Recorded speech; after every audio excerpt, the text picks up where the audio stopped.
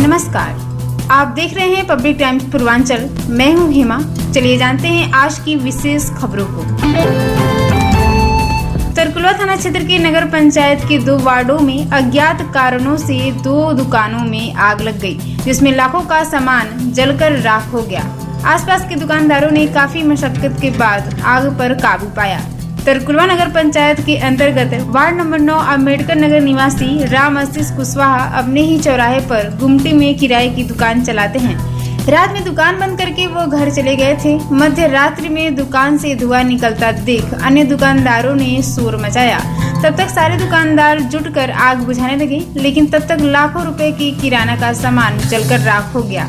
वहीं दूसरी तरफ नगर पंचायत के वार्ड नंबर 13 लोहिया नगर निवासी हरेराम कुशवाहा कस्बे में ही गुमटी में ही जनरल स्टोर व पान की दुकान चलाते हैं। रात के समय संदिग्ध परिस्थितियों में उनकी दुकान में भी आग लग गई, जिससे लाखों रुपए का सामान जलकर राख हो गया। इस घटना का वीडियो फुटेज सीसीटीवी कैमरे में कैद है। इसमें दिख रहा है कि 2 युवक बाइक से उतर हाथ में कुछ लेकर उनकी दुकान में आग लगाकर भागने का प्रयास कर रहे हैं। पीड़ित ने घटना की सूचना पुलिस को देकर कार्रवाई की मांग की है। थाना प्रभारी मृत्युंजय राय ने बताया है कि तहरीर मिली है। सीसीटीवी कैमरे के वीडियो फुटेज के आधार पर जांच की जा रही है। देवरिया के रामचंद्र विद्यार्थी पार्क से शाम को भाजपा की ओर से सेना के सम्मान में भारत शौर्य तिरंगा यात्रा निकाला गया, जो प्रमुख मार्गों से होकर गुजरी। देशभक्ति से ओतप्रोत गीतों के बीच इसमें शामिल पदाधिकारियों व कार्यकर्ताओं ने सेना और भारत माता का जय घोष किया।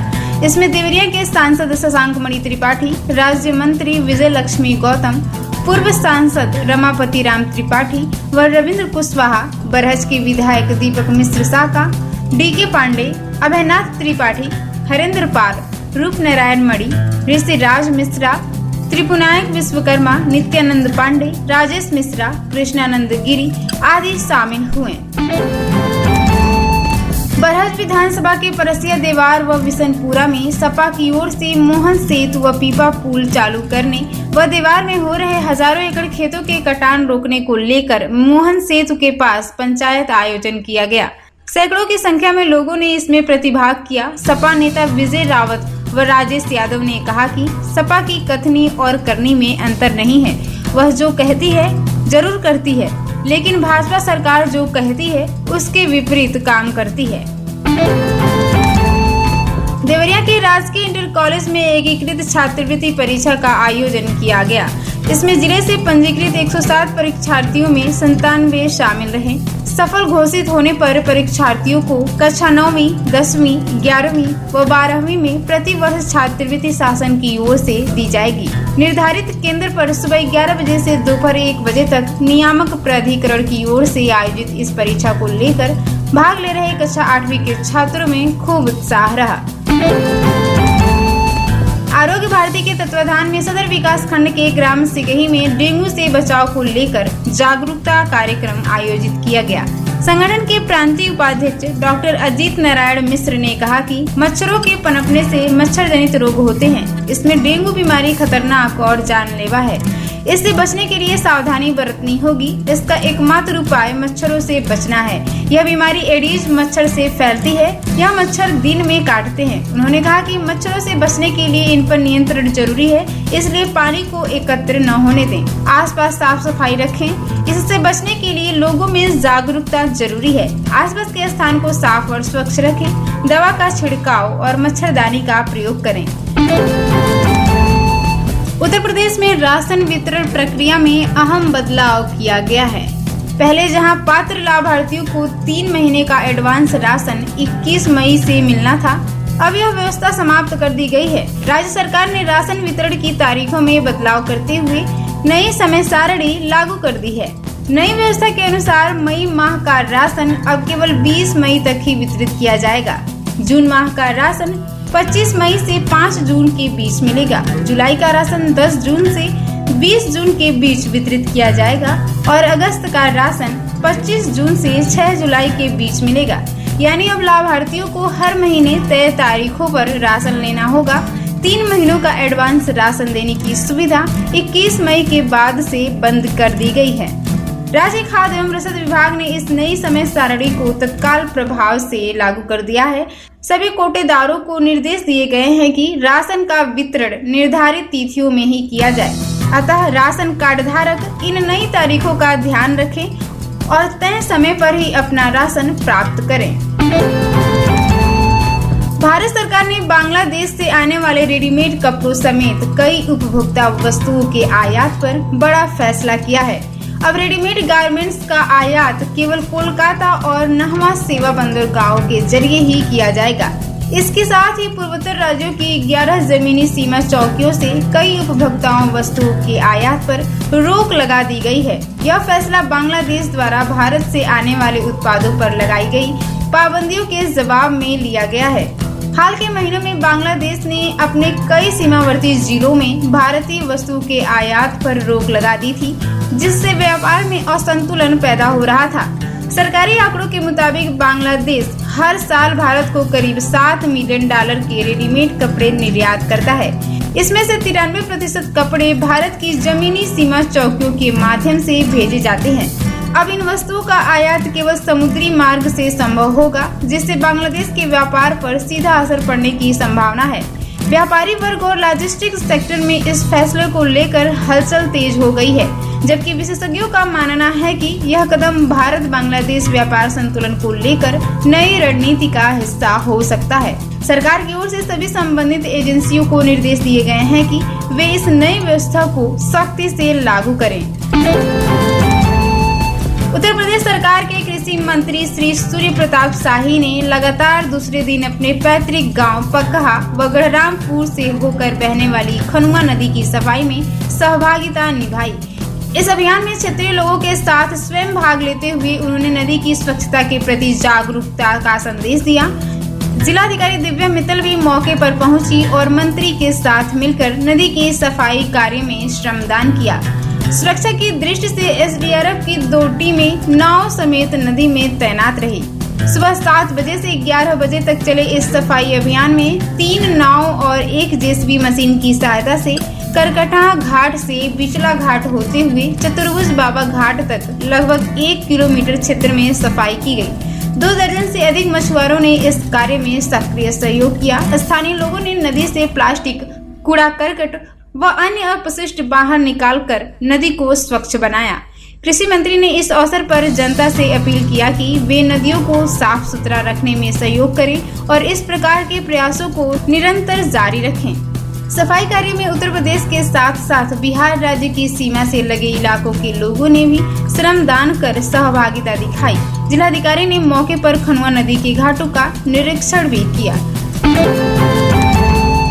पुलिस अधीक्षक देवरिया श्री विक्रांत वीर के निर्देशन में जनपद में शांति, सुरक्षा व कानून व्यवस्था को सुदृढ़ तथा जनमानस में सुरक्षा की भावना बनाए रखने हेतु अपर पुलिस अधीक्षक उत्तरी श्री अरविंद कुमार वर्मा एवं अपर पुलिस अधीक्षक दक्षिणी श्री सुनील कुमार सिंह के कुशल पर्यवेक्षण में जनपद के समस्त सर्किल के क्षेत्राधिकारीगण के नेतृत्व में सभी थानों के प्रभारी निरीक्षक व थानाध्यक्षों द्वारा टीम बनाकर सुबह 6 बजे से 8 बजे तक मॉर्निंग वॉकर चेकिंग अभियान के तहत चेकिंग की गई। इस चेकिंग अभियान का मुख्य उद्देश्य चोरी की गाड़ी पकड़ना, 3 सवारी के खिलाफ कार्रवाई करना, मॉडिफाइड साइलेंसर वाले दुपहिया वाहनों का चालान, नाबालिगों द्वारा 2 पहिया व 3 पहिया सवारी चलाने के खिलाफ कार्यवाही, महिलाओं और बच्चियों पर फख्तियां कसने वालों के खिलाफ कार्रवाई करना, तेज आवाज पर बजने वाले लाउडस्पीकर के खिलाफ कार्रवाई करना, अवैध असलहा तथा अवैध मादक पदार्थ पकड़ना इत्यादि रहा। पुलिस अधीक्षक देवरिया श्री विक्रांत वीर के निर्देशन में पर्यावरण को स्वच्छ और सुंदर बनाए रखने हेतु जनपदीय पुलिस द्वारा थानों, चौकियों और पुलिस लाइन में वृहद स्तर पर श्रमदान कर परिसर की साफ सफाई की गई तथा वाहनों को क्रमवार खड़ा किया गया। पेड़ पौधों की सफाई, सूखे पत्तों की सफाई तथा पौधों की नियमित छटाई कर उन्हें सुव्यवस्थित रूप दिया गया, जिससे परिसर की सुंदरता में अभूतपूर्व वृद्धि हुई तथा इस दौरान कार्यालय के रजिस्टरों का रखरखाव भी ठीक किया गया। पुलिस कर्मियों द्वारा श्रमदान कर पर्यावरण को स्वच्छ बनाए रखने हेतु संकल्प लिया गया और स्वच्छता का संदेश दिया गया।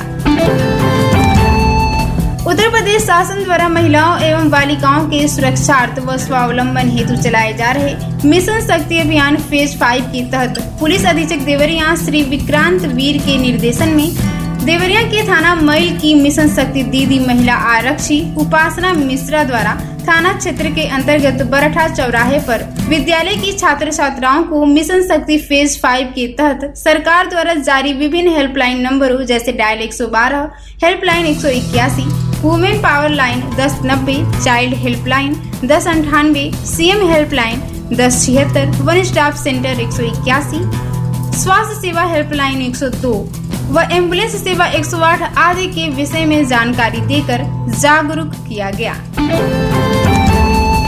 पुलिस अधीक्षक देवरिया श्री विक्रांत वीर द्वारा जनपद में अपराध व अपराधियों पर अंकुश लगाए जाने हेतु चलाए जा रहे अभियान के क्रम में अपर पुलिस अधीक्षक दक्षिणी श्री सुनील कुमार सिंह व क्षेत्राधिकारी सलेमपुर श्री दीपक शुक्ल के कुशल पर्यवेक्षण में थाना बरियारपुर पुलिस द्वारा वाहन चेकिंग के दौरान मुखबिर की सूचना पर करौंदी चौकी के पास से एक ट्रक वाहन से कुल 27 राष्ट्रीय गौवंशी पशुओं के साथ 3 गो तस्करों क्रमशः मोबिन पुत्र नन्हे निवासी चकनाल गड्ढा कॉलोनी काशीपुर जनपद उधमपुर नगर उत्तराखंड। इसी क्रम में दूसरा है सावेश कुरैशी पुत्र तलीफ निवासी बंजरिया खानसामा थाना गंज जनपद रामपुर तथा कुल्लू पुत्र बादशाह निवासी रावतपुर जनपद शाहजहांपुर को गिरफ्तार किया गया।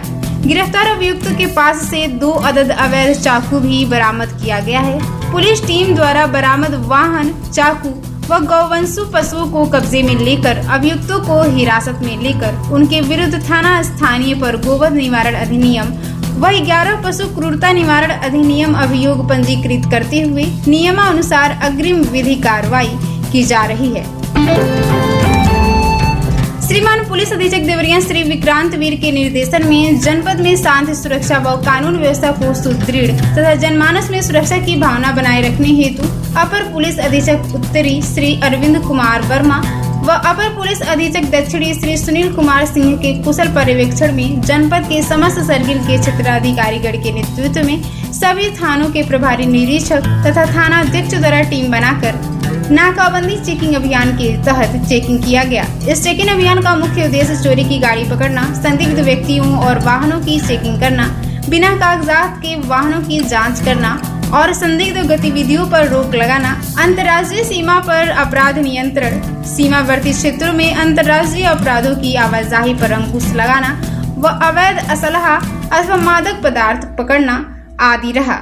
इस प्रकार जनपदीय पुलिस द्वारा चेकिंग अभियान के दौरान जनपद में कुल 63 स्थानों पर चेकिंग करते हुए 1332 व्यक्तियों व 810 वाहनों की चेकिंग की गई और नियमों का पालन न करने वाले 161 वाहनों का 1,74,500 रुपए का ई चालान भी किया गया। आपको बताते चले कि भारत पाक युद्ध में सेना के पराक्रम को लेकर जनपद देवरिया में शौर्य तिरंगा यात्रा निकाली गई। इस तिरंगा यात्रा की शुरुआत शहीद रामचंद्र विद्यार्थी गेट से शुरू हुई और सैनिक कल्याण बोर्ड कार्यालय पर जाकर समाप्त हो गई। इस यात्रा में उत्तर प्रदेश सरकार के कृषि मंत्री सूर्य प्रताप शाही, भारत सरकार के केंद्रीय राज्य मंत्री कमलेश पासवान, देवरिया के सांसद शशांक मणि त्रिपाठी, देवरिया सदर विधायक सल्लभ मणि त्रिपाठी, पूर्व सांसद रमापति राम त्रिपाठी सहित सभी विधायक और हजारों की तादाद में कार्यकर्ता मौजूद रहे, जिन्होंने झंडा लेकर और देशभक्ति नारेबाजी करते हुए तिरंगा यात्रा में अपना योगदान दिया। इस बाबत कृषि मंत्री सूर्य प्रताप शाही ने कहा कि ऑपरेशन सिंदूर में जो पुलवामा आतंकी हमले के पश्चात हमारी सेना ने जो शौर्य का प्रदर्शन किया है और पाकिस्तान के आतंकी अड्डों को ध्वस्त किया है, साथ ही साथ वहां के सैनिक अड्डों को भी टारगेट करके उनको क्षतिग्रस्त किया गया है। इस सफलता के लिए मैं सेना का सम्मान करता हूं। उनके शौर्य और पराक्रम का पूरा देश गौरवान्वित हुआ है और जिन लोगों ने देश के लिए बलिदान किया है उन शहीदों के लिए पूरा देश उनके साथ खड़ा है और आगे भी देश की सुरक्षा के लिए, भारत माता के लिए, धरती की सुरक्षा के लिए सेना नागरिक बलिदान देने के लिए तैयार हैं और आवश्यकता पड़ी तो आगे भी आक्रामक हमले करके उनके ठिकाने बर्बाद कर देगी। भारत शांति का प्रतीक रहा है। महाभारत में भी प्रयास किया गया था कि युद्ध को टाला जाए, नहीं टालने पर युद्ध हुआ और भारत ने संदेश स्पष्ट दिया है कि पाकिस्तान और आतंकी नहीं मानेंगे तो भारत उसको युद्ध के रूप में ही लेगा, लेकिन आज उन्होंने सरेंडर किया और इसलिए दुनिया ने भी इस बात को जाना है और भारत का जो पराक्रम हुआ है, स्वदेशी हथियारों की जो कामयाबी रही है और सेना के जो विंग के लोग हैं। वहीं तिरंगा यात्रा में भाग ले चुके देवरिया सदर के सांसद शशांक मणि त्रिपाठी अब भारतीय डेलीगेशन सदस्य के रूप में विदेश यात्रा पर जा रहे हैं। यह यात्रा ऑपरेशन सिंदूर के तहत की जा रही है, जिसमें भारत की सैन्य शक्ति और वैश्विक भूमिका को प्रस्तुत किया जाएगा।